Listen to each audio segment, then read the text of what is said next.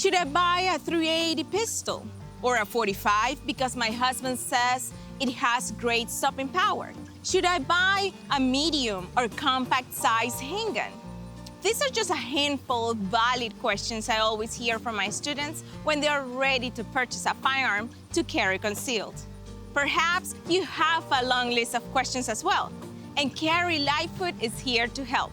In this episode of Tips and Tactics, Carrie goes over all the elements to consider when selecting a firearm to carry concealed. A quick internet search will pull up dozens of articles and websites that claim to have found the holy grail of concealed carry handguns for women. But you know, it isn't that simple. They may have found a gun that works for some women, but there is no single gun that works for every woman, just as there's no single gun that works for every man. But your gun is out there and we'll find it. You just have to be willing to put in the time and research it. The size of the firearm must be considered for concealed carry. Your ability to carry that firearm on your body requires it to be hidden in your clothing in the right holster. Now, the smaller the gun, the easier it is to hide, and the harder it is to take away in an attack. But the smaller the gun, the greater the recoil and the less accurate it will be. And that requires training and practice and a very good defensive ammunition. You know, every body can't conceal every firearm.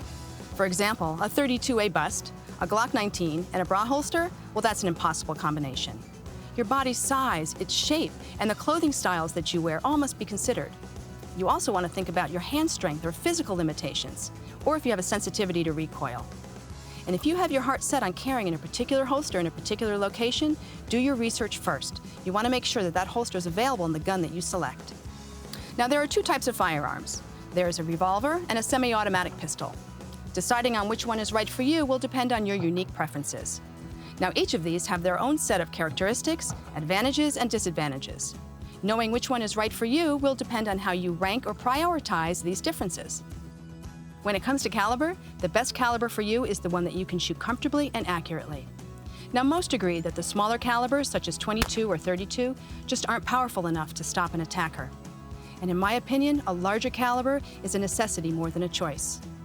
I would recommend the smallest caliber for self-defense as being a 38 Special for a revolver or a 380 for a semi-automatic pistol, using high-quality defensive ammunition. Now, I say all this with the caveat that any gun is better than no gun. And next, there's fit. It's important that your hand comfortably wrap the entirety of the grip, giving you a firm handle on it. You should be able to perform all the mechanical operations one-handed, such as cocking the hammer on a single-action revolver or pressing the magazine release or the slide stop with a semi-automatic. The meat or pad of your finger should rest comfortably on the trigger. If you have to change your grip or adjust your hands in any way to accomplish this, then that's not the right gun for you. And one last thing, try as many guns as you can. Find a store or a range that has rentals, or ask your friends if you can shoot theirs. Trust me, you will know when you hold it and shoot it.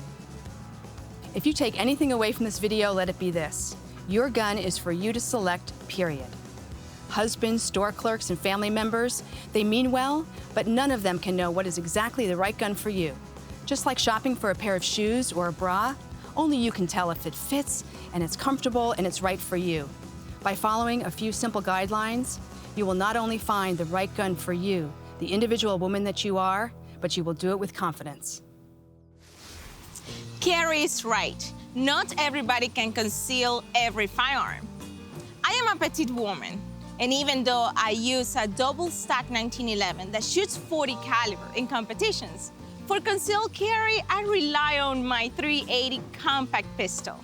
It doesn't have the same stopping power my competition gun has, but I am proficient, accurate, and comfortable while carrying it. It is the right gun for me, and I hope you find the right gun for you. I am Gabby Franco, and I'll see you next time in another episode of Tips and Tactics, sponsored by Cabela's Outdoor Fund.